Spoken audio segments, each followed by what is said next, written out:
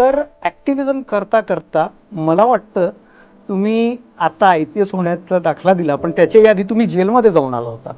कदाचित तुम्ही एकमेव IPS ऑफिसर असाल हो, की जे आधी जेलमध्ये जाऊन नंतर नंतर पोलिसात आलात.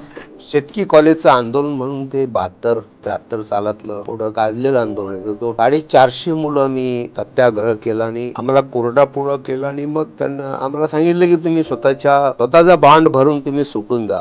आमच्या मागणी मान्य होत नाही तोपर्यंत आम्ही काही हे देणार नाही असं म्हणून सगळ्यांनी रिजेक्ट केलं. आम्ही नाही देणार. मग कोर्टाने आम्हाला मॅजिस्ट्रेट कस्टडी दिली. तर जात असताना मग 50 मुलं भरल्यानंतर एक हवालदार आणि 2 कॉन्स्टेबल अशी एक टीम दिली असती. रात्री उशिरा आम्हाला आतमध्ये घेतलं. जाताना मग प्रत्येकाला ताटली जर्मलची वापरलेली भाजी आलेली ती त्या टंब्रेल मध्ये त्यामध्ये ती खायची, तेच धुवायचं, पुन्हा तेच पाणी प्यायला, तेच टॉयलेटला घेऊन जायला तेच.